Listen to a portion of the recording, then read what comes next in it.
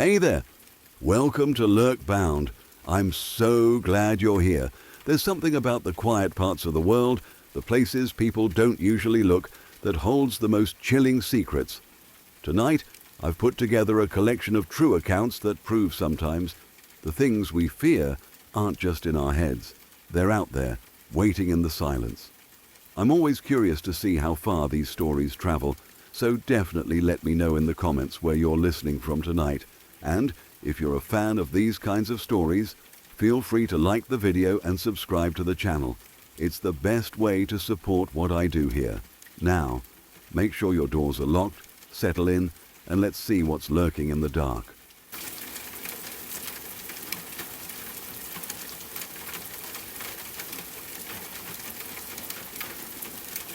One night, my little sister and I were at home watching The Conjuring.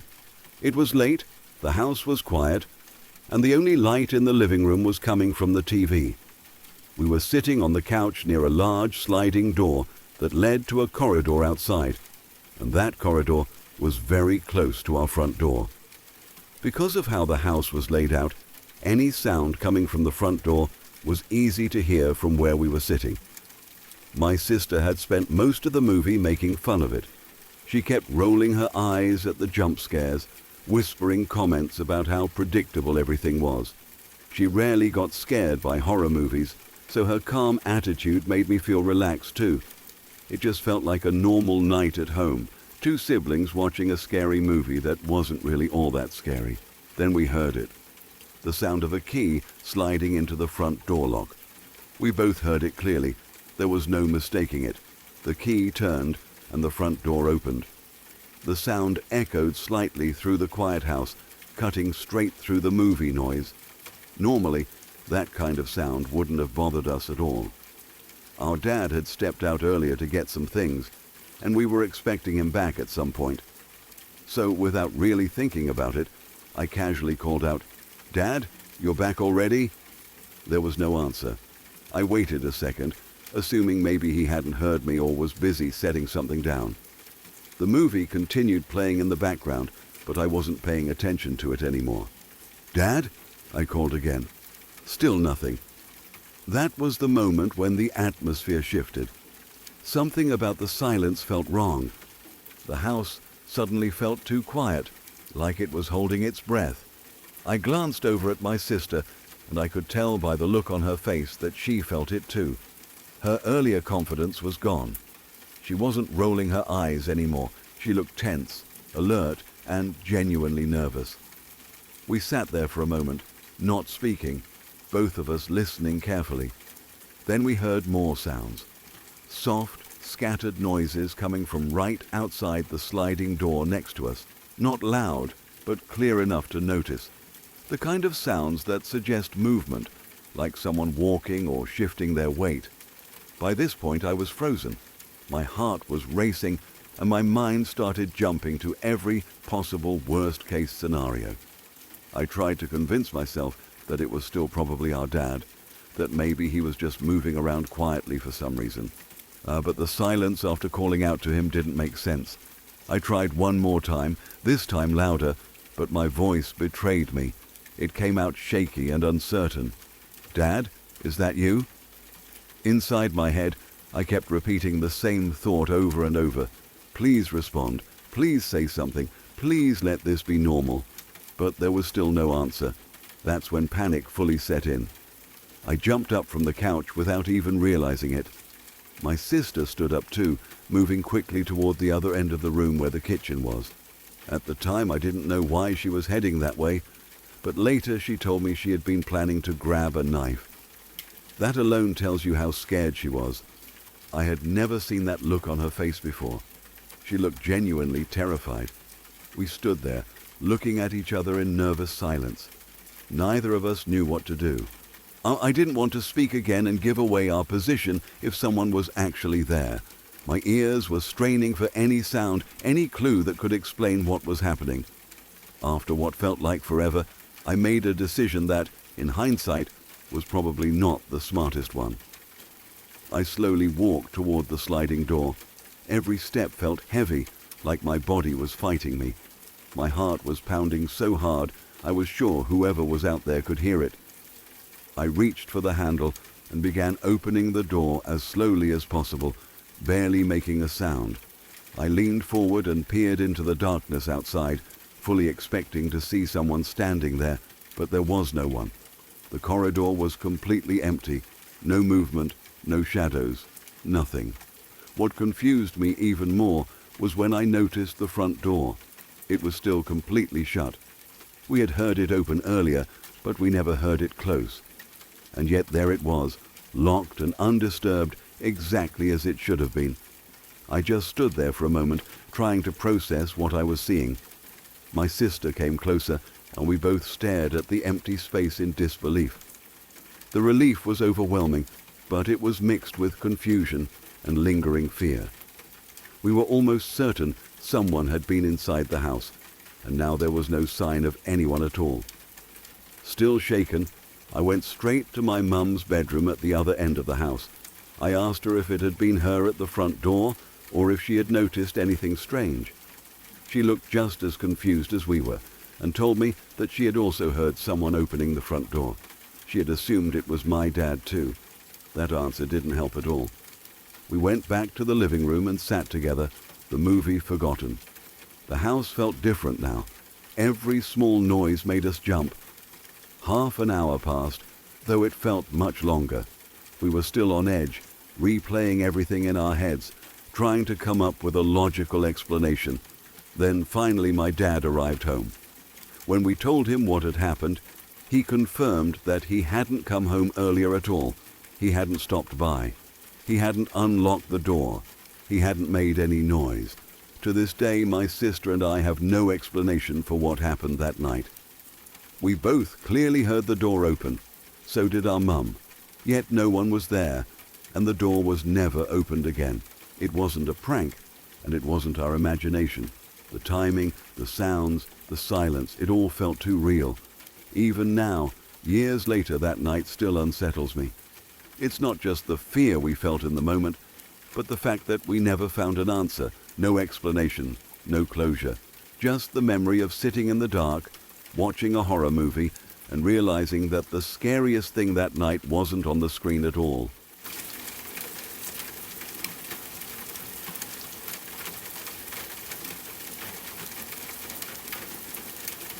I was 9 years old when it happened, and I was home alone that morning. It was early, the kind of quiet morning where the world feels slow and still. I remember feeling proud of myself for being independent, for managing my routine on my own. I had taken a shower, brushed my teeth carefully, and put on my favorite outfit. I remember liking how I looked that day, feeling comfortable and happy in my own small way. After getting dressed, I set up a little space for myself in the living room. I grabbed a drink, a snack, and turned on the television. It felt like a peaceful start to the day, like nothing bad could possibly touch that moment. Then the phone rang. The phone was in another part of the house, so I walked across the rooms to answer it. I wasn't nervous. I didn't hesitate. Phones rang all the time, and I had been taught how to answer politely. When I picked it up, the voice on the other end sounded familiar. It was calm, gentle, and comforting. The man spoke kindly and asked me how my day was going. He made small talk, the kind adults always make. At first it felt normal, safe. I didn't feel any danger. After a short while, he said something that caught my attention. He told me he liked my outfit and asked if pink was my favorite color.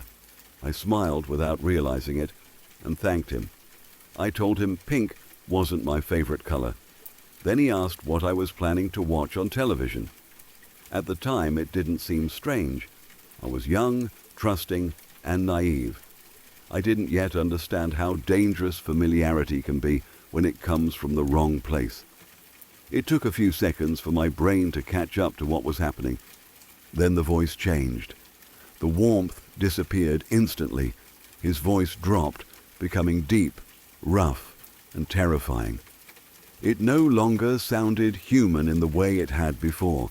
It sounded cruel. The words that followed didn't make sense to me at first, not fully, but the feeling they carried hit me immediately. He began describing what he wanted to do to me, describing my rape and my murder in horrifying detail, words I had never heard before, images my mind had never known how to form. My body reacted before my thoughts did. I went completely numb.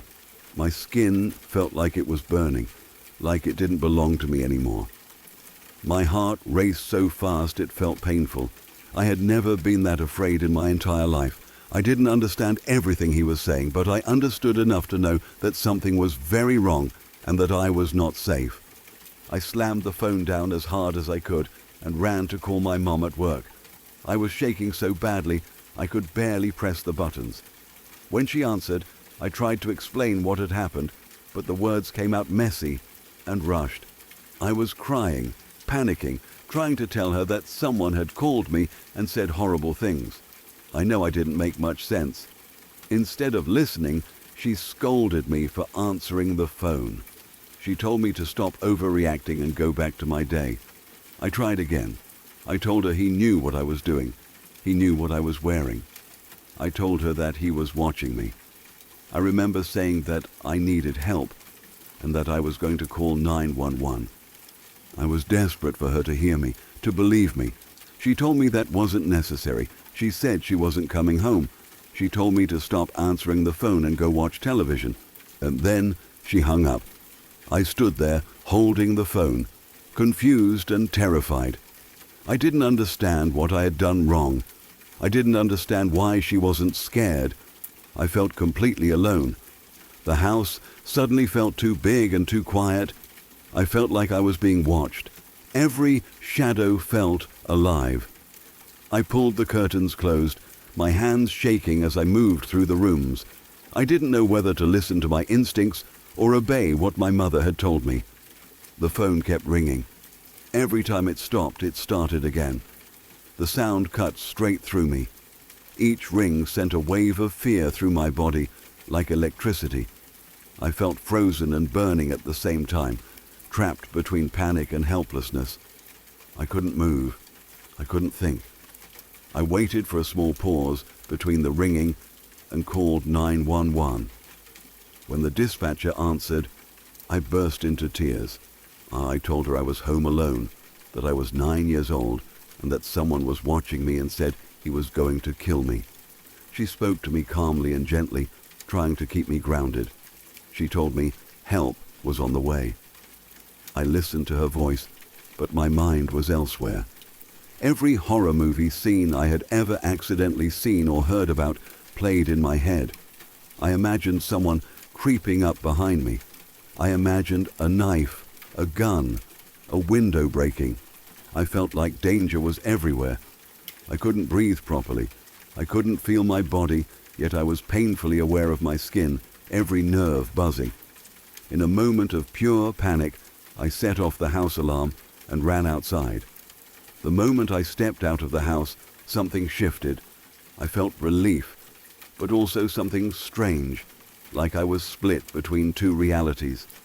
Inside the house felt dark, small, cold, and dangerous. Outside felt open, bright, and alive. I could hear lawnmowers in the distance. Birds were chirping. The sun was up. Life was happening as if nothing was wrong. A neighbor was outside pushing his child on a swing. He noticed me immediately. He could see something was wrong. He let me stand next to him and stayed close, creating a sense of protection without saying much. I clung to that safety. I remember thinking that being near another adult made me invisible to whatever danger I believed was chasing me. Then I heard the sirens. The sound grew louder and louder until the police arrived. It felt like it took forever. When the officer approached me and asked what happened, I tried to explain. But many of the words the man on the phone had used felt shameful, even though I didn't fully understand them. I couldn't bring myself to repeat them. Some of the things he said were so horrifying that I couldn't say them out loud at all. I remember my voice sounding small as I repeated the only part I could manage, that he was watching me and that he said he was going to kill me. Not long after, my mom arrived home. She didn't rush to me. She didn't look for me. She calmly walked over to the police officer. I stood in the doorway between the house and the garage, watching. I was still crying. My face was swollen. My heart was still racing. My skin still felt like it was on fire. Then I saw her laugh. She laughed while speaking to the officer. I didn't understand what I was seeing. I walked closer without being noticed and overheard her apologizing, saying I had just gotten scared being home alone and had overreacted. She spoke like it was an inconvenience, like a misunderstanding, like a child being dramatic. My mind couldn't process it. I questioned everything. Did I imagine it? Did I do something wrong? Was I not supposed to call for help? Was this my fault? After that day, my memories blur. I know I refused to stay home alone for a long time. The sound of phones ringing made my body tense. I didn't want to talk about what happened. I refused to repeat what the voice had said to me. My mother decided she knew who had done it, even though she never asked for details. She told me it was a boy my age who lived across the street. I knew that wasn't true. I argued, but no one listened. There was no investigation. No one was questioned. The story was closed before it ever truly opened. Years passed. I grew up. I became an adult. I had children of my own. I learned how to function, how to push fear down and live with it quietly. The ringing phone still made my heart race. Phone conversations were hard for me, but life moved on. Then, one Christmas, years later, we were all gathered together. I had stepped away into a back bedroom to change a diaper. As I walked back toward the living room, I heard my mom laughing. The sound stopped me in my tracks. The room felt heavy before I even entered it. I could hear discomfort in the silence between her words. I could feel something was wrong. One of my older children stopped me and gently pushed me back into the room I had just left. They told me my mom had just told the story of that day. She told it like it was funny, like a joke, like a silly childhood memory. Everyone else in the room looked shocked and uncomfortable, but she was laughing. Something inside me broke open in that moment. I realized I would probably never get answers. I would never know who that man really was. I would never get validation from the person who should have protected me most. To this day, I live with the fear that came from that phone call. I manage it, but it never fully goes away. Ringing phones still make my body react. Conversations over the phone still make me uneasy. That experience didn't just scare me as a child. It shaped how I feel about safety, trust, and being believed. I was 9 years old. I did nothing wrong, and I will never forget how real that fear was, even if no one else wanted to see it.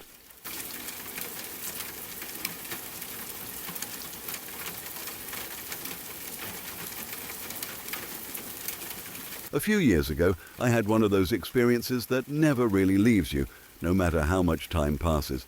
Even now, when I think back to it, I can still remember the exact feeling in my chest, the way the air felt heavier, and the strange sense that something was wrong long before I fully understood why.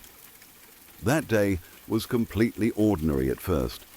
I was home alone, down in the basement, doing what I did most afternoons when I had time to myself. I was sitting on the couch, controller in hand, fully absorbed in a video game. The basement was dim, lit mostly by the TV screen, and everything felt quiet and normal. My brother had just left for work a few minutes earlier, and I clearly remembered hearing him start the car and pull away. After that, the house had gone silent. The basement in our house sits directly beneath the kitchen, so sounds from above usually travel pretty clearly. Footsteps, cabinets closing, even someone walking across the floor can be heard if you pay attention. At the time, though, I wasn't really listening for anything. My focus was on the game, and my mind was relaxed. Then I heard it. The door that connects the kitchen to the garage creaked open and then slammed shut. It wasn't a subtle sound. It was loud enough to cut straight through the noise of the TV. What immediately stood out to me was what I didn't hear. I never heard the mechanical garage door open. There was no rumbling, no motor, no sound of the door lifting or closing, just the interior door opening and slamming shut. At first, I didn't panic. My immediate thought was that my brother must have forgotten something. It made sense in the moment. He had only left about 5 minutes earlier, and it wouldn't be unusual for him to run back inside if he forgot his wallet or keys. I even smiled a little, thinking about yelling up to him and teasing him for it. But right after that thought came another feeling, much quieter but much stronger. Something in the back of my mind told me to stop. It was like a small voice saying, "Wait, something isn't right." I can't really explain where that feeling came from. Nothing dramatic had happened yet, but my body reacted before my logic did. Instead of calling out, I reached for the remote and muted the TV. I wanted to hear clearly, and I wanted to stay quiet. The sudden silence made everything feel sharper, like I was suddenly very aware of the house around me. A few seconds later, I heard heavy footsteps moving across the kitchen floor above me. These weren't light steps or the sound of socks on tile. They sounded heavy, slow and deliberate, like someone wearing boots. Each step landed with a dull thud, one after another, moving the full length of the kitchen. As I listened, my earlier assumption about my brother started to feel wrong. He usually moved quickly, especially if he was in a hurry for work. These footsteps didn't sound rushed at all.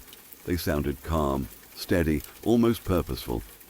I stayed completely still on the couch, barely breathing, my eyes fixed on the dark TV screen. The footsteps continued, and I followed their path in my mind, imagining exactly where the person above me was walking. I could tell when they reached the far end of the kitchen because the sound shifted slightly. Then the footsteps stopped. There was a pause that felt much longer than it probably was. My heart was pounding by this point, and every small noise in the basement suddenly seemed louder than it should have been. I was waiting to hear something else, maybe a voice, maybe the sound of someone calling my name. Instead, I heard the footsteps turn around. They began walking back across the kitchen in the opposite direction, again slow and heavy. Whoever it was didn't say a word. They didn't open cabinets or touch anything else. They just walked, turned around, and walked back. When the footsteps reached the door again, I heard it creak open and slam shut for the second time. And once again, there was no sound of the garage door opening or closing, just the interior door. That was the moment when fear fully set in. I sat there for several seconds, frozen, trying to process what I had just heard. If it was my brother, why hadn't I heard the garage door? Why hadn't he called out to me? Why did the footsteps sound so different from his? None of it made sense. Eventually, curiosity and fear pushed me to move. I stood up slowly, trying not to make any noise, and made my way to the basement stairs. Every step I took felt heavier than usual, and I kept listening, half expecting to hear someone else moving in the house. The house was completely silent. I climbed the stairs slowly and stopped at the top, listening again. Still nothing. I walked through the kitchen, my eyes scanning the room, looking for any sign that someone had been there. Everything looked exactly the same. Nothing was out of place. No drawers were open. No lights were on. Finally, I reached the door that leads into the garage. My hand hesitated on the handle for a moment. I didn't know what I expected to see on the other side, but I was bracing myself for something. I opened the door. The garage door was completely closed. It wasn't partially open. It wasn't stuck. It was fully closed, exactly the way it should have been if no one had entered or left. I stood there staring at it, my mind racing. I even checked the locks, half expecting to find something broken or damaged. Everything was normal. I walked around the garage, checking corners, listening for movement, but there was nothing. No sign that anyone had been there at all. Eventually, I went back inside, closed the door, and stood in the kitchen, trying to make sense of what had just happened. To this day, I can only come up with two explanations. The first is that something paranormal happened, that somehow something entered my house, walked through my kitchen, and left without using the garage door in any way I could understand. I'm not someone who easily jumps to supernatural conclusions, but when you rule out everything else, it's hard not to consider it.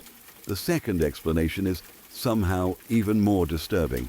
Someone could have broken into my house, walked through my kitchen directly above me, and left without taking anything. And somehow they managed to do all of this without making the sound of the garage door opening or closing.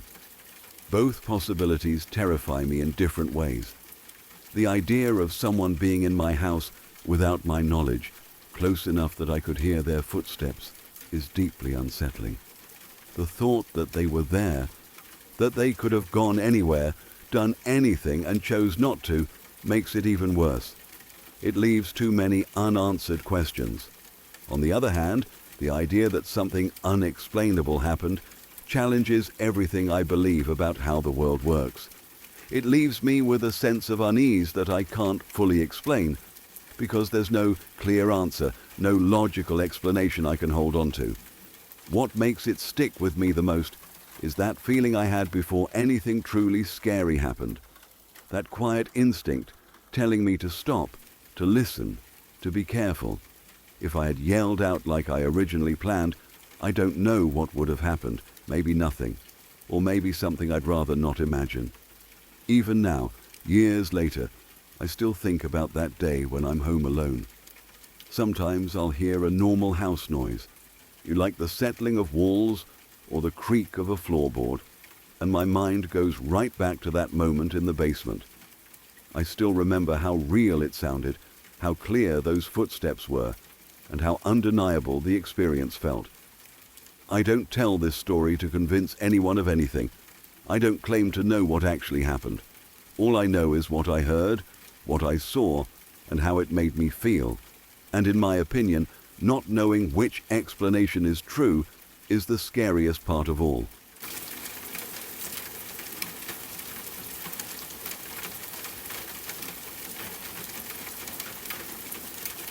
I once suffered through a terrible sinus infection that refused to go away. It lingered stubbornly for over a week, leaving my head heavy, my breathing tight, and my whole body feeling drained and sluggish. I tried everything I could think of: steam inhalation, saline rinses, extra rest, but nothing seemed to fully clear me. In a moment of frustration, I decided to try some generic Mucinex, hoping it would finally allow me to breathe normally again. I didn't anticipate what would happen next. 3 days vanished from my memory entirely. I couldn't recall a single detail of that time. When I finally came to, it felt as though I had been living in someone else's body.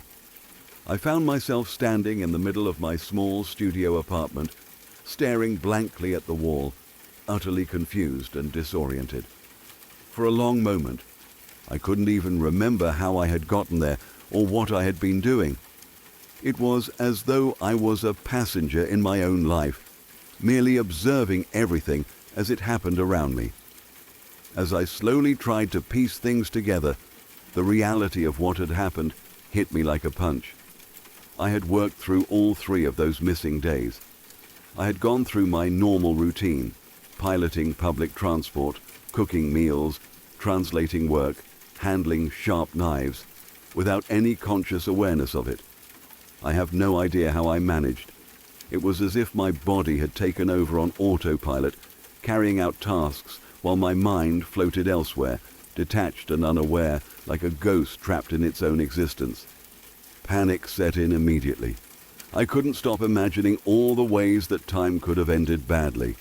What if I had injured myself while cooking? What if I had made a mistake while driving and put others in danger? The more I thought about it, the heavier the dread became. I felt completely powerless, suspended outside reality for days, unable to influence anything that had occurred. That night, around 3 a.m, I sat on the floor, trying to reconstruct everything. I went over every memory I had, tracing each step in my mind, questioning what might have happened during those lost days. Nothing made sense. The only thing I could identify as different was the medication I had taken to fight the sinus infection. That single, small choice, the only deviation from my normal routine, had somehow thrown me into this terrifying, disoriented state. Once I realized it was the Mucinex, I poured the rest down the toilet and made a vow never to take it again. Thankfully, nothing like it ever happened again, but the memory stayed with me. Even now, I can still feel the lingering fear of those lost days, the sensation of floating outside my own life, disconnected from reality. What scared me most wasn't just the memory loss itself. It was the complete confusion, the feeling of being entirely removed from the passage of time. To realize that I had been performing everyday tasks, some of them potentially dangerous, without conscious thought, was a kind of terror I had never experienced before. It wasn't a physical fear, but a mental one, a dislocation of mind and body that left me shaken to my core. Even writing about it now brings back that same unease, the helplessness of not being able to trust your own mind, the realization that trying to take care of yourself can sometimes spiral into something uncontrollable. It was a stark reminder of just how complex and delicate the human body and mind really are. Even small actions, choices that seem harmless, can have unexpected consequences. That experience completely changed the way I view medication, my health, and even daily life. I became hyper-aware of the decisions I make for my body and cautious about any shortcuts, even those that seem safe. Most importantly, it reminded me of how fragile our sense of control truly is. You can feel safe, normal, and in charge one moment, and then in an instant, that control can slip away, leaving you with nothing but confusion and fear. I will never forget those 3 lost days. I will never forget the strange, disorienting feeling of floating through life without knowing how I arrived there. The way the ordinary tasks of daily living suddenly became frightening in retrospect. It was terrifying, humbling, and strangely enlightening. I came out of it more cautious, more aware, and with a deeper appreciation for the delicate balance of consciousness and health, something most of us take for granted until it's shaken from us. Even now, years later, I think back to that time with a mix of fear and awe. Fear, because I know how easily control can slip away, leaving you in a state where your own body is a stranger. Awe, because it's a strange gift to realize just how automatic and resilient our bodies are, carrying us through the motions of life even when our mind can't fully keep up. That combination of terror and wonder has stayed with me, a quiet or persistent reminder to never take my health or my awareness of reality for granted. It's strange how such a small decision, a simple over-the-counter medication, could create such an overwhelming experience. I had taken it thinking it was harmless, thinking it would just relieve a sinus infection, and yet it threw me into a fog where 3 days of my life disappeared. The memory of that time continues to shape how I approach my body, my mind, and my decisions every day. I move more deliberately now. I pay attention to the small signals my body sends, and I have a newfound respect for how easily ordinary life can become disjointed from awareness. Ultimately, that frightening experience left me with a profound lesson. Even when life feels normal, the sense of control we rely on is incredibly fragile. We navigate the world thinking we are fully present, fully aware, and fully in charge. But there are moments, sometimes triggered by the simplest choices, that remind us just how quickly everything can change. Those 3 lost days were a reminder that life, consciousness, and health are delicate and interconnected in ways we often overlook, and that awareness of this fragility is a gift, however terrifying it may be in the moment.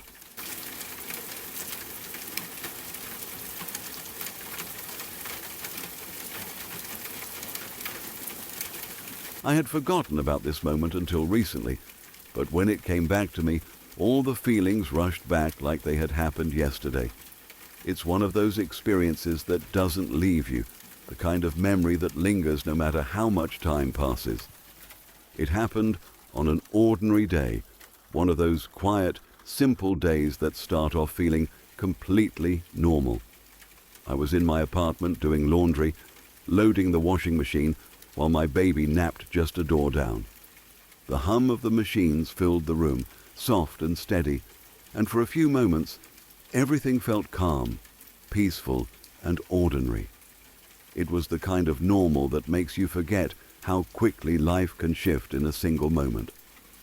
Then I saw something outside, in the parking lot of my building, that immediately sent a jolt through me. There was a naked teenager walking across the lot, he moving quickly but carefully. Something about the scene felt instantly wrong. Following him was an extremely tall, muscular man, moving in a way that felt controlled and aggressive. The man was quietly, almost calmly, urging the teenager to keep his voice down, to return inside. His words and actions made it painfully clear that he was responsible for the child's nakedness. The tension hit me all at once. I felt that sharp surge of fear, the kind that rises from your chest to the back of your neck when you realize someone is in real danger right there in front of you and there's nothing you can do immediately. I didn't have my phone in my hand, which made the situation even worse. I needed to act, to call for help, but first I had to find my phone. My heart raced as I fumbled around, though trying not to panic while the scene unfolded just yards away. Even in the middle of this shock, the teenager's courage stood out. He moved with small bursts of defiance, every step a quiet act of resistance, trying to put distance between himself and the man behind him.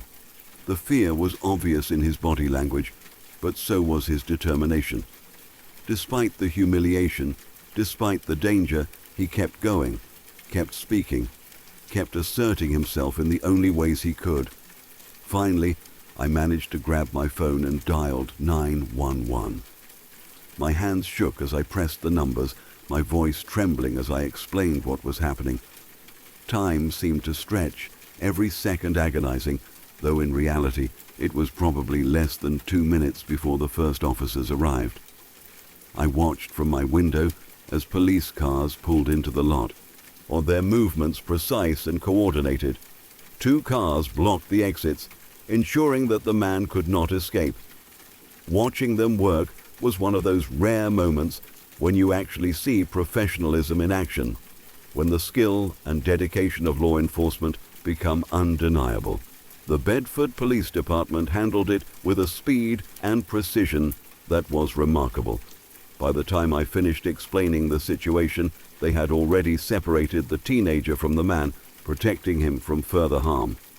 But what stayed with me the most was the teenager himself.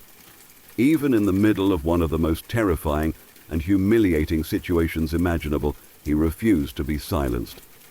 The man tried to manipulate him, using cruel words to control him. "You know how much this is going to hurt your mom if you tell. She'll be heartbroken. You'll ruin everything for her." But the teenager didn't give in.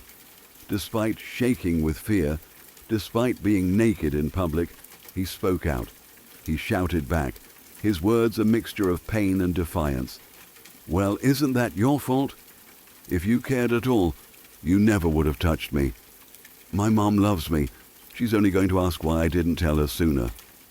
Every word was spoken with courage, even as his body trembled. He refused to accept the blame for something that was not his fault. He refused to carry the shame that belonged to someone else. And in that moment, that refusal was as brave as any act of physical courage could be. I didn't know this teenager at all. He was not a friend, not a neighbor, not someone I had ever met before that day. But as I watched him stand tall, as I listened to him speak with defiance and honesty, I felt an overwhelming sense of admiration and pride. Here was a child, humiliated, terrified, exposed to one of life's most violating experiences, yet refusing to let someone else's cruelty define him. He found strength in the only ways he could, by speaking his truth, by refusing to be ashamed, and by holding on to his dignity. Even now, thinking back to that day, I am struck by how much courage he displayed. Courage doesn't always look like fighting or running. Sometimes it is quiet, subtle, and internal. Sometimes courage is speaking out, standing your ground, and refusing to let fear or shame control you. That teenager embodied that kind of courage in the most extraordinary way. He faced a terrifying situation and yet found a way to assert his own truth, to protect himself, and to demand respect in the only way a child could. The officer's quick and professional response amplified that moment of courage. They moved efficiently, ensured the teenager's safety, and dealt with the man who had caused him harm. Seeing that unfold reminded me of the power of people who step into danger to protect the vulnerable, and how their actions can intersect with the courage of those they protect to create safety and justice in real time. What I keep returning to, even years later, is the teenager's words, spoken with fear, but with determination. I think about the way he refused to be silenced, the way he refused to internalize the blame, the way he found strength despite humiliation, fear, and helplessness. That moment, which could have been purely horrifying, became instead a testament to the resilience and bravery of a young person facing a situation far beyond his years. It's a story that stays with you, one of those memories that won't fade. I remember the hum of my washing machine in the background, the quiet of my apartment, and the sudden, sharp jolt of seeing danger in my parking lot. I remember the way my heart raced as I found my phone and called for help, the way the officers moved with precision, and the way that young person refused to be shamed or silenced. That day taught me something important about courage. It doesn't always roar, sometimes it whispers. It doesn't always fight with fists, sometimes it speaks with honesty and conviction. It doesn't always run toward danger, sometimes it simply refuses to be broken by it. And sometimes witnessing courage is enough to leave a mark on your own heart. I'll never forget that day. I'll never forget that teenager, or standing naked and afraid, yet unbowed, speaking his truth and protecting himself in the only ways he could. I'll never forget the officers who acted quickly and efficiently to ensure his safety. And I'll never forget the reminder that courage, real courage, can appear in the quietest and most unexpected ways, shining through fear and vulnerability. It's a memory that stays with you, that changes the way you see bravery and humanity, and that leaves a mark on your own sense of what is possible when someone refuses to give up, even in the face of overwhelming fear.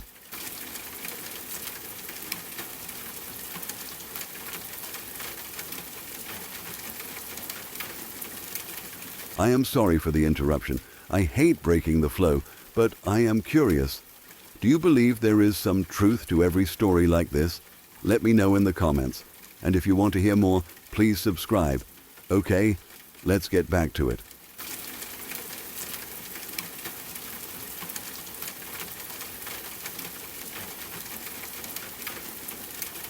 This happened when my roommates were out of town and I was staying alone in the house with just my dog.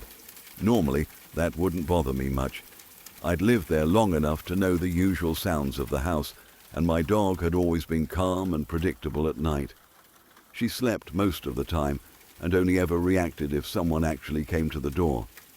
That night, though, something felt off long before I fully realized why. It was late, well past midnight.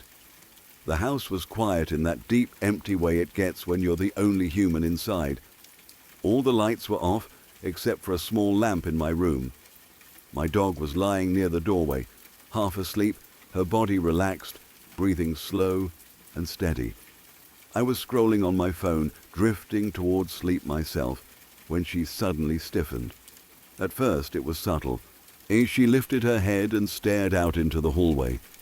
The hallway outside my room was long and narrow, and at night it turned into this dark tunnel that always felt a little unsettling if you stared at it too long. I didn't think much of it at first. Dogs notice things we don't, and usually she would settle back down after a few seconds, but she didn't. Her body grew tense, and a low growl started to build in her chest. It wasn't playful or curious. It was deep, slow, and steady, the kind of growl that immediately puts you on edge. She stood up, her eyes locked on the far end of the hallway, where the darkness seemed thick and endless. I sat up in bed, my heart starting to beat faster. She had never behaved like this before, ever. She wasn't a nervous dog, and she didn't randomly growl at shadows or sounds. If she reacted like this, it meant she genuinely thought something was wrong. The longer she growled, the more uneasy I felt. I tried calling her name softly, hoping she'd break focus and come back to me. She didn't even flinch. That was when I started to feel real fear, the kind that crawls up your spine slowly instead of hitting you all at once. I stared into the hallway, my eyes trying to adjust to the darkness, half expecting to see movement or a shape at the end of it. There was nothing, just darkness. Then I heard a noise. It came from the kitchen on the other side of the house. At first it was faint, like something being nudged or brushed against. I held my breath and listened. A few seconds later, there was another sound. This one was louder. Something metallic clinked, followed by a dull thud. My mind immediately jumped to the worst possible conclusion. Someone was in my house. Every scary story I'd ever heard, every horror movie cliché, flooded my thoughts all at once. My roommates were gone. I was alone. It was the middle of the night. My dog was growling at the dark hallway like she could see something I couldn't. And now there were noises coming from the kitchen. I felt frozen for a moment, torn between staying perfectly still and doing something, anything. My dog let out another low growl, deeper than before, and took a few cautious steps toward the hallway. That pushed me into action. Against my better judgment, I decided to investigate. I still don't know why I thought that was a good idea. Maybe it was adrenaline. Maybe it was the instinct to protect my space. Or maybe it was just pure stupidity, like the kind of decision people make in movies right before everything goes wrong. Now, I grabbed a flashlight from my nightstand and picked up the closest thing I could find that could be used as a weapon. My hands were shaking, and I could feel my pulse in my ears as I stood up slowly. My dog stayed close to me, her body rigid, ears alert, eyes still darting toward the hallway. Step by step, I moved out of my room. The hallway felt even longer than usual. The darkness swallowed the beam of the flashlight, and every small noise I made seemed unbearably loud. I kept pausing, listening, trying to figure out exactly where the sounds were coming from. The kitchen was quiet again, but that almost made it worse. As I reached the end of the hallway, I heard another noise from the kitchen. This time, it was unmistakable. Something was moving around, knocking into objects, maybe rummaging through something. My stomach dropped. I tightened my grip on the flashlight and took a deep breath. When I stepped into the kitchen doorway, I turned the flashlight on and aimed it toward the counters and floor. The second the light hit the kitchen, chaos erupted. Something bolted across the room, knocking over a chair and sending a couple of items crashing onto the floor. The noise was sudden and violent, and I nearly screamed. My heart was racing so fast it felt like it might burst out of my chest. For a split second, I was convinced I was about to come face to face with an intruder. My mind was already running through worst-case scenarios. I took a shaky step forward and swung the flashlight toward the movement. That's when the beam landed on the culprit. Standing there, frozen for just a moment, as shocked as I was a massive raccoon. It was huge, bigger than I ever would have expected. Its eyes reflected the flashlight beam, wide and startled, its body tense like it was ready to launch itself in any direction. It had clearly come through the doggy door and made itself at home. My dog's food bowl was overturned, kibble scattered across the floor, and the raccoon looked like it had been in the middle of a feast. We locked eyes. Time felt like it slowed down in that moment. All the fear that had built up over the last few minutes suddenly shifted into something else entirely. Confusion, disbelief, and, weirdly enough, a flash of relief so strong it almost made me laugh. The raccoon didn't stick around to process the situation. The second it realized it had been discovered, it bolted. It skidded across the kitchen floor, scrambled toward the doggy door, and disappeared back outside in a blur of fur and chaos. The house went silent again. I stood there, breathing heavily, flashlight still raised, my dog now barking like crazy at the door the raccoon had just fled through. My knees felt weak, and I had to lean against the counter for a moment to steady myself. After everything I had imagined, everything I had feared, the reality felt almost absurd. Once my heart rate slowed down, I walked around the kitchen, surveying the mess. The overturned chair, the spilled food, the scattered items on the floor. All of it suddenly made sense. The noises, the growling, the movement in the dark. Still, the fear didn't disappear instantly. I locked the doors, checked the windows, and even looked outside to make sure the raccoon was truly gone.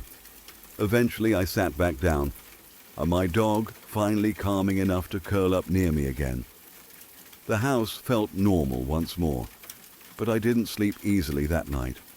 Even now, I think about how real the fear felt before I knew the truth. In the moment, I was completely convinced something terrible was happening.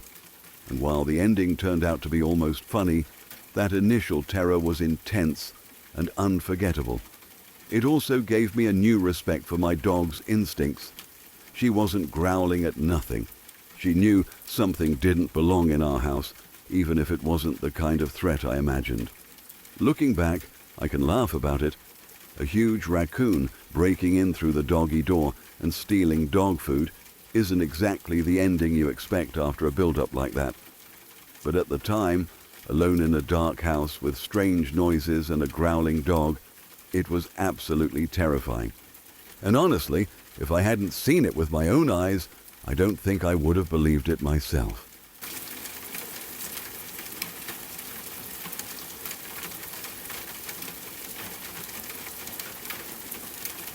I was in high school at the time, and it was one of those nights that already felt endless even before anything went wrong. The kind of night where exhaustion wraps around you like a heavy blanket, pressing down on your shoulders and making each breath feel slow and deliberate. It was around 3 in the morning, and I had just finished a term paper that was due the next day.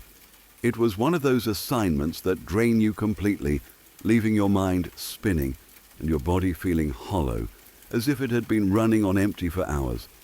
Every muscle in me ached from tension and concentration, and my brain felt like it had been fried by too many hours of thinking, writing, and rewriting. I remember the exact moment I hit save on the final draft. I leaned back in my chair and let out a long, hollow sigh. I'm that quiet mix of relief and exhaustion that only comes after you've pushed yourself far past a reasonable hour. I didn't even make it to my bed. Instead, I collapsed onto the couch. I told myself I would just close my eyes for a minute. That minute stretched into a restless, shallow sleep, the kind that blurs the line between dreaming and being awake. It wasn't deep sleep. It wasn't the kind that recharges you. It was that gray, foggy kind of dozing where your mind drifts in and out of coherence. Slowly, I began to surface again, clawing my way back to full awareness. My head felt heavy, my thoughts scattered, and my body moved sluggishly like it was underwater. Every motion required effort, and my limbs felt distant, disconnected from the rest of me. Eventually, I managed to drag myself up and started making my way to the kitchen. I didn't turn on any lights. I was only half awake, barely aware of my surroundings. Every step was careful, almost automatic. My mind focused on one single goal: get to my bed and finally fall asleep properly. The house was quiet in that late-night way where every small sound is amplified. The faint hum of the refrigerator sounded like a distant engine. The wooden floors creaked under my own weight, each sound sending a tiny jolt through my foggy brain. Everything felt exaggerated, sharper, closer. Even the silence had texture, a kind of eerie weight that pressed down as I moved forward. And then it happened. The sound hit instantly. Boom! It was the loudest explosion I had ever heard. Not a simple bang or crash, but a violent, concussive blast that seemed to shake the house itself. At that moment, I had no context, no explanation, not only the shock that ripped through me.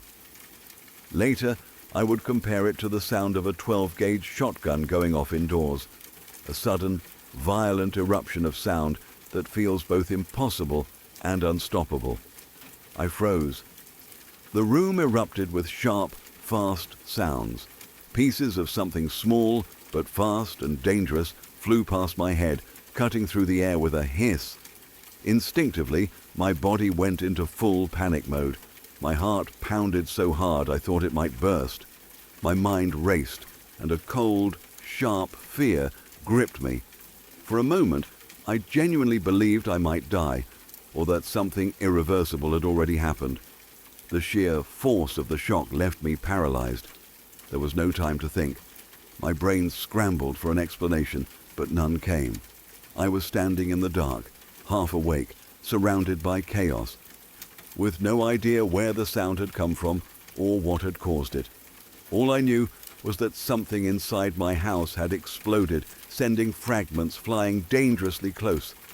For a moment I couldn't move at all. I just stood there, stunned, trying to breathe, trying to process the chaos unfolding around me. The silence that followed was almost worse than the explosion itself. My ears rang. The house felt different, as if the air itself had shifted. Slowly, cautiously, I began to look around. Glass was everywhere. Shards littered the floor, embedded in surfaces, stuck in places they had no business being. A ceramic plant pot lay shattered, broken into jagged fragments as though it had been directly hit by the force of a small bomb. Tiny shards of glass had lodged themselves in the walls, the furniture, the countertops. Or the scene looked like the aftermath of a violent disaster, not a late-night accident inside a quiet house. And somehow I was completely unharmed, not a scratch, not a single nick.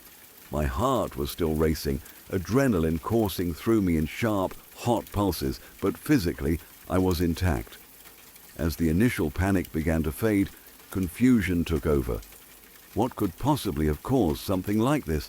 There was no fire, no smoke, no electrical failure, nothing else that could explain the sheer force of the blast. I stood there, heart hammering, trying to piece together what had happened. Then the explanation appeared, slowly dawning in my mind. My younger brother. Earlier that week, he had made root beer for a class project in elementary school. The bottles had been left on a windowsill, forgotten and unattended. Over time, the liquid fermented. The pressure built slowly, silently, and then, finally, it reached a breaking point. At 3 a.m, it finally gave way. The bottle didn't merely crack. It erupted violently, shattering and sending glass and liquid flying with explosive force. That was the blast I had heard. That was the debris that had shot past my head.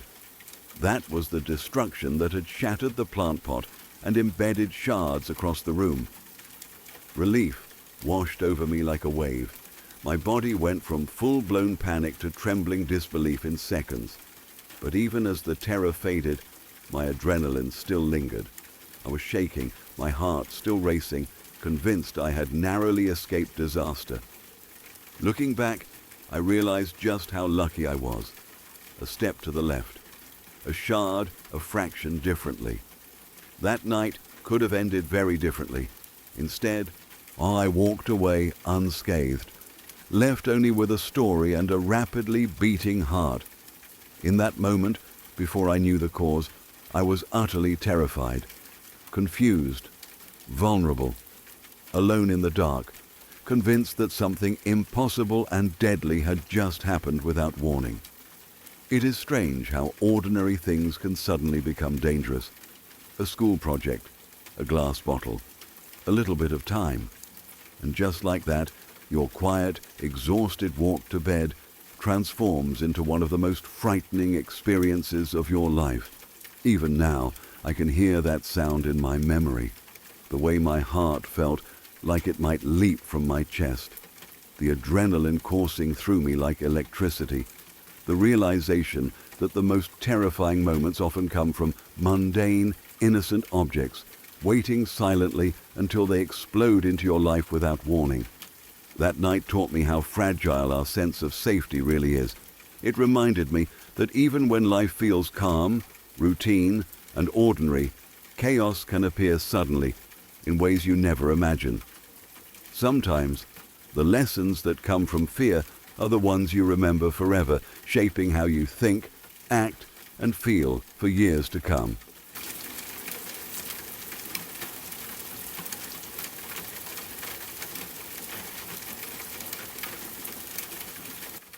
November 1981. I was 15 years old at the time. Looking back now, it's strange how clearly that day still lives in my memory. Not because anything dramatic happened at first, but because of how ordinary it all felt right up until it suddenly wasn't. That evening, my parents had gone out with friends. It wasn't unusual. They did that from time to time, and at 15, I was considered old enough to stay home alone. The house felt familiar and safe, the kind of quiet that comes when adults leave and the space feels temporarily yours. I was inside with the cat, who followed me from room to room like she always did, settling wherever I sat. I don't remember exactly what I was doing at the moment it happened. I might have been reading or watching television, or just moving through the house without thinking much about anything at all. What I do remember is the sudden violence of the interruption. Without warning, the entire house shook. It wasn't a gentle tremor or a subtle vibration. It was a deep, physical jolt that ran through the walls and floors, like the ground itself had decided to move. Almost immediately the lights went out. Not just the lights, but everything electrical. The house dropped into darkness and silence all at once, and that sudden absence was terrifying in its own way. I froze.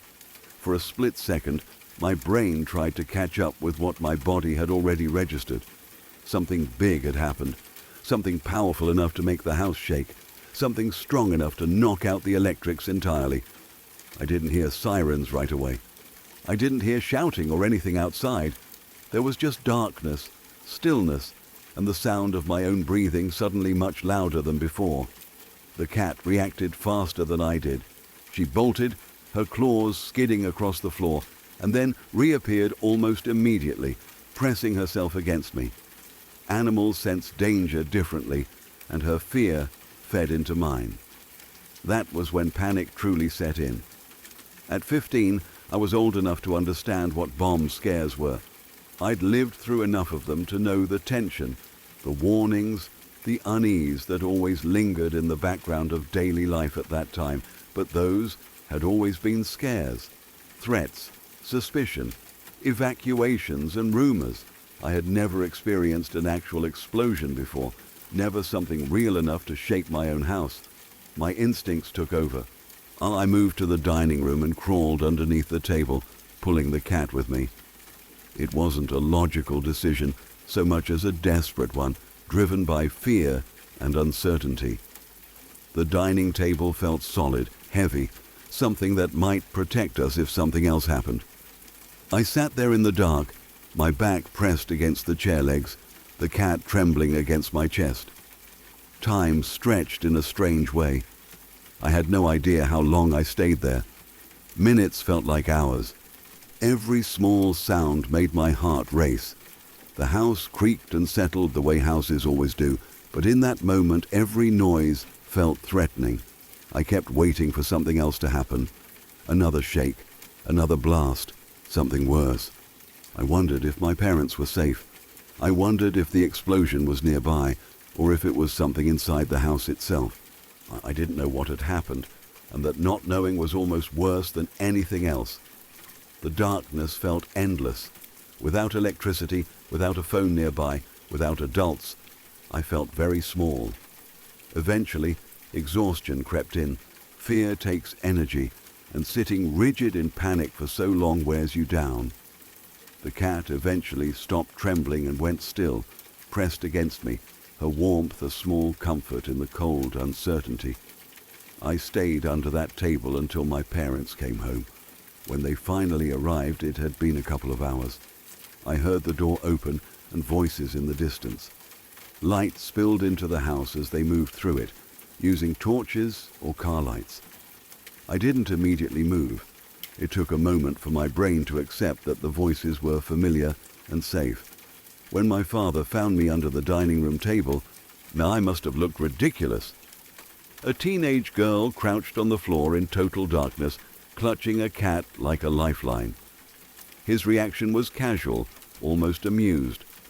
He asked me why I was sitting in the dark. I told him the house had shaken and the lights had gone out. He responded as if he were commenting on the weather. He explained that there had been a bomb in Wimbledon about 6 miles away. The IRA, he said, as if that alone explained everything. I stared at him, stunned. I asked if it had ever occurred to them to check if I was okay. His answer still echoes in my mind all these years later.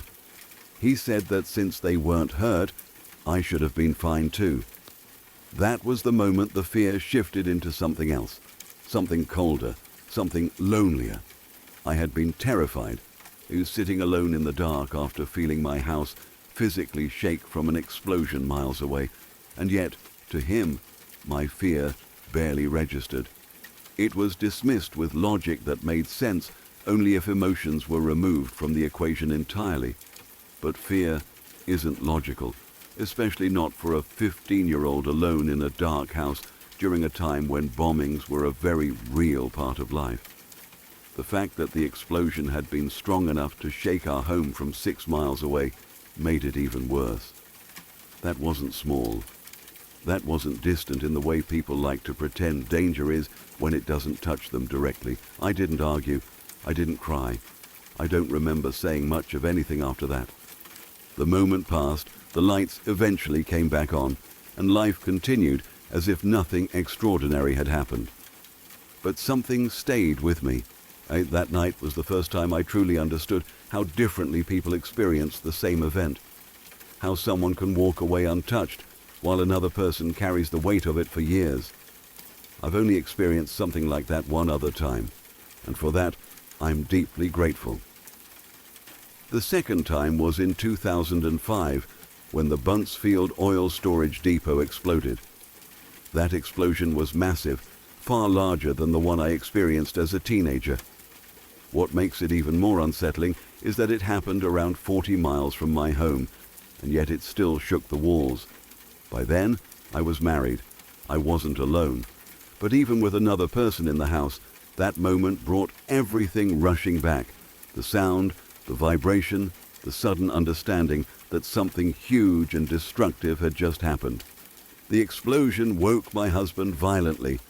He came upright in bed, heart pounding, disoriented and tense.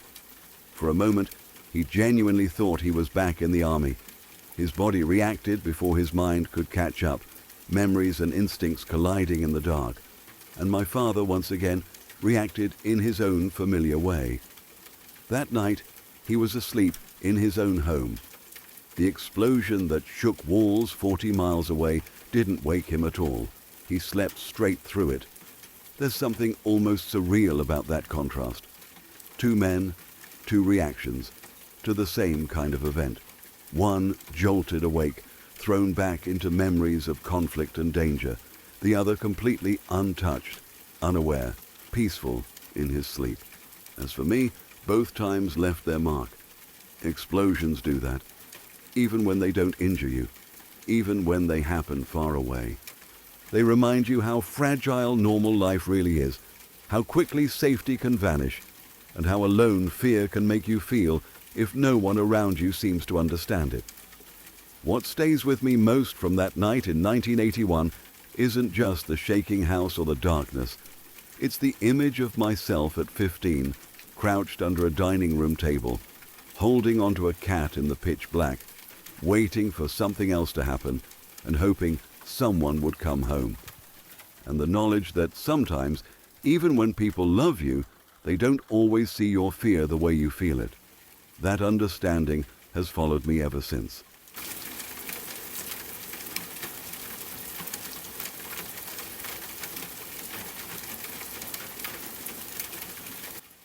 Nothing quite that terrifying has happened to me yet, and honestly, I hope that sentence ages well. I'm not asking for anything dramatic. I don't need a life-defining horror story. But there was one night that came close enough to permanently damaging my nervous system, and it all started with something incredibly stupid and completely avoidable. Earlier that day, I had been using the bathroom, and without thinking much about it, I left all the windows wide open. Every single one. It was one of those days where the air feels nice and fresh, so it didn't seem like a big deal at the time. I went on with my evening, did whatever I normally do, and eventually went to bed without giving it a second thought. What I somehow failed to consider was the fact that it was extremely windy that night. The kind of wind that howls, rattles things, and makes your house sound alive. But I didn't notice any of that when I fell asleep. I was completely out, deep asleep, comfortable and unaware of the disaster I had quietly set up for myself. Sometime in the middle of the night, I woke up suddenly, not slowly, not groggy, fully awake in an instant. I heard the bathroom door slam open, then slam shut, then open again. The sound was loud, violent, and completely out of nowhere. It echoed through the hallway and into my room like someone was standing there deliberately throwing the door back and forth. My heart dropped straight into my stomach. I didn't sit up. I didn't move. I didn't even breathe properly for a few seconds. I just lay there, frozen. My brain immediately went to the worst possible place. Someone was in my house. Someone had gotten in quietly. Someone was standing just outside my room. The fact that I had been asleep made it feel even worse, like I had been caught completely off guard and helpless. The door kept moving, open, shut, open, shut. Each slam made my chest tighten more. I was genuinely terrified to the point where my body just refused to cooperate. I wanted to move. I wanted to grab my phone. I wanted to scream. But I couldn't do any of it. I stayed in bed like I was paralyzed, staring into the darkness, listening. Then I felt it. A cool breeze.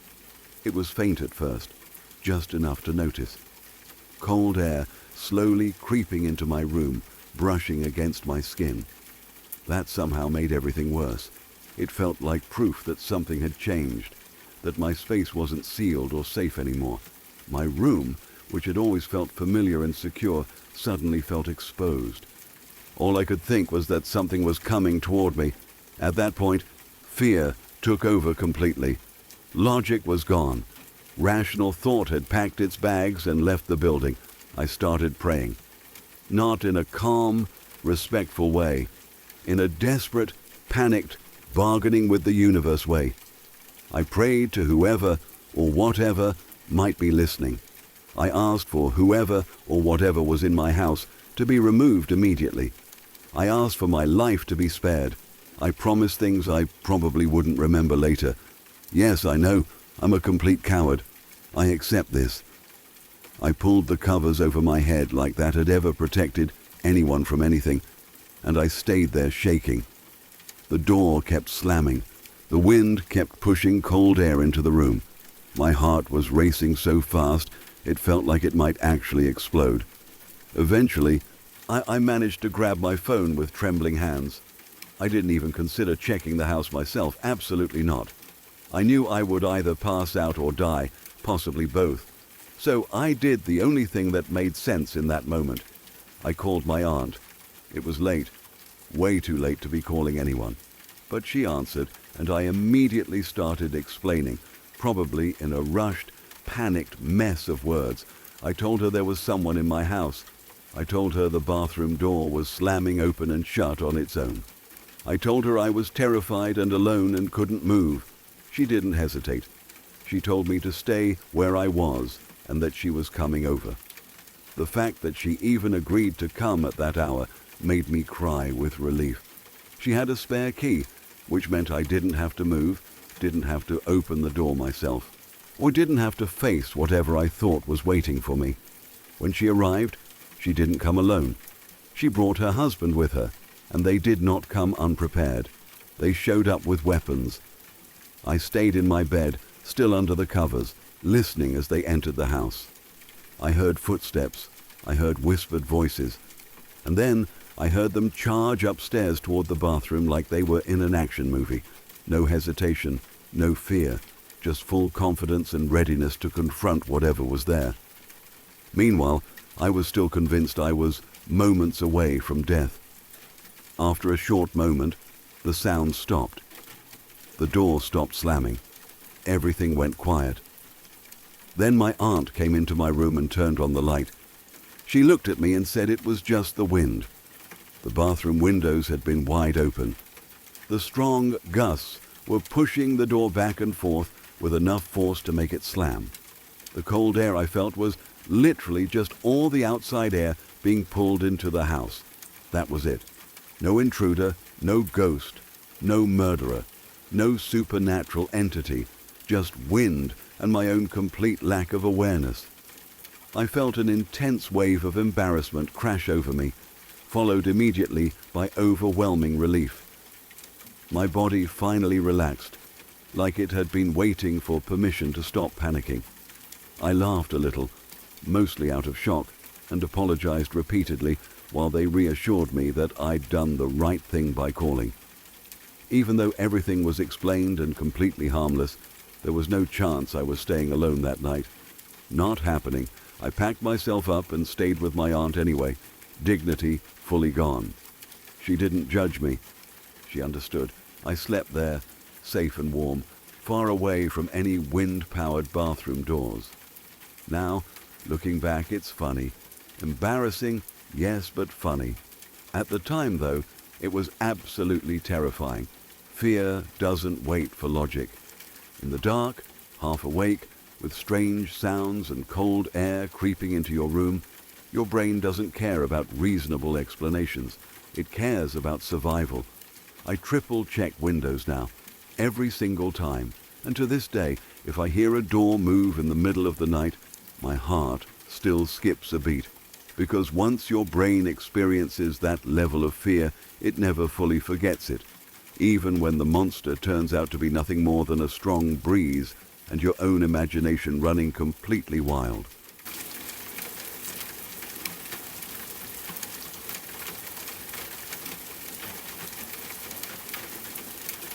I was just chilling in my room, doing absolutely nothing important. One of those quiet moments where you're half on your phone, half lost in your own thoughts, completely relaxed. The house was calm, the kind of calm that makes you feel safe without even realizing it. No music playing, no TV noise, just that comfortable background silence you don't notice until it's gone. Then suddenly, there was this loud, violent thump from the back door. Not a knock, not a tap. A full-on, aggressive thud. The kind of sound that feels like it hits your chest instead of your ears. It was so loud and so unexpected that I literally fell off my bed. I didn't even have time to react properly. 1 second I was relaxed, the next I was on the floor, heart racing, adrenaline flooding my system like my body had flipped a survival switch. I just sat there for a moment, frozen, trying to process what had happened. My heart was pounding so hard I could hear it in my ears. My brain immediately jumped to the worst possible conclusions, because of course it did. Someone trying to break in. Someone already inside. something crashing through the door. Every scary scenario I had ever seen in a movie started playing in my head all at once. I really did not want to go investigate. I like living. I enjoy being alive. And every instinct in my body was screaming at me to stay exactly where I was and pretend I hadn't heard anything. But then another thought crept in, just as unpleasant. If someone actually was breaking in, hiding in my room wasn't going to solve the problem. Ignoring it wouldn't make it go away. So instead of being smart or brave, I did the next best thing. I grabbed my phone. My hands were shaking a little as I messaged my friend, typing fast and probably not very clearly. I told her exactly what had happened and asked if she could FaceTime me. I didn't want to be alone. If something went wrong, at least someone would know what was happening in real time. She answered almost immediately, which somehow made everything feel both better and worse at the same time. When we got on the call, she muted herself right away so she wouldn't make any noise on my end. That alone made the situation feel more serious. I turned my camera around so she could see whatever I saw. Part of me was joking about it, but part of me was dead serious. If this did turn out to be a person, and if something happened to me, at least there would be proof. At least someone would know. That thought alone made my stomach drop. I stood up slowly and stepped out of my room, every sound suddenly feeling 10 times louder than usual. The floor creaked under my feet, and I winced like it had betrayed me.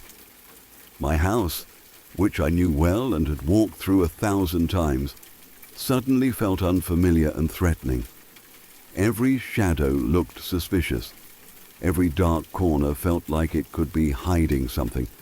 I moved carefully, trying to be as quiet as possible, even though my heart was still racing. I kept the phone in front of me, camera pointed forward, my friend watching silently on the other end. Knowing she was there helped a little, but it didn't stop the fear from creeping in.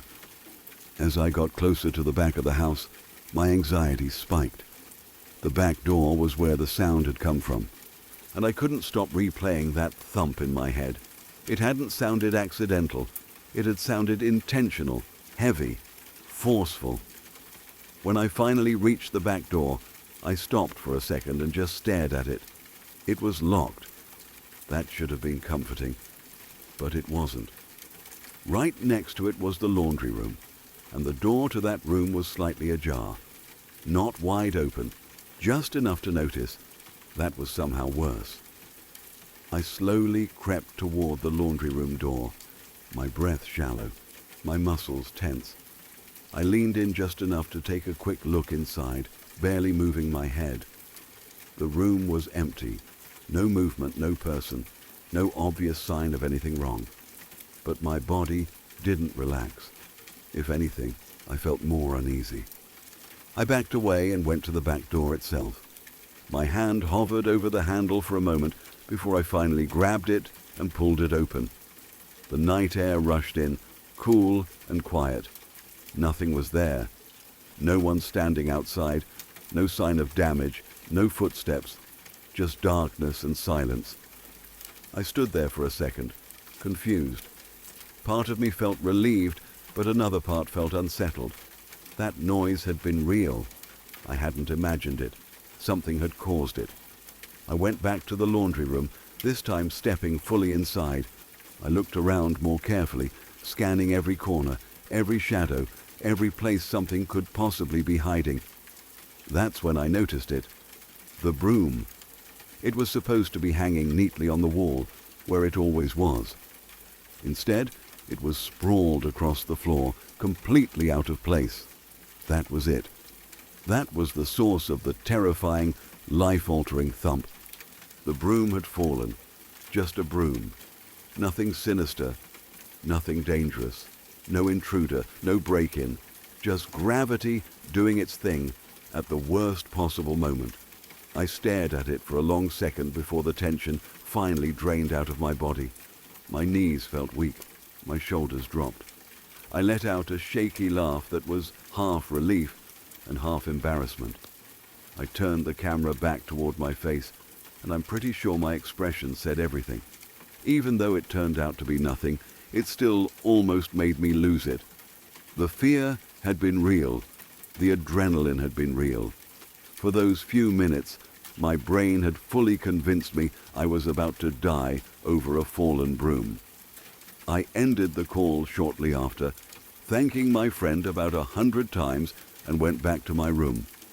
The house felt normal again, but I didn't. Or it took a while for my heart rate to go back to normal. I lay there, replaying the whole thing, thinking about how quickly calm can turn into panic, how fast your mind can spiral when you don't have all the information. It was ridiculous, honestly, but also completely human. To this day, I still get a little jumpy when I hear a loud noise at night. And every time I see that broom hanging on the wall, I remember the moment it nearly gave me a heart attack and turned me into a full-on horror movie protagonist for absolutely no reason. Still almost made me shit myself.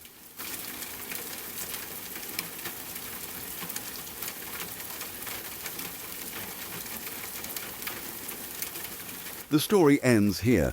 If this one stayed with you, please leave a comment. It really helps the channel grow. And don't forget to subscribe so you are here for the next one. Until then, stay safe.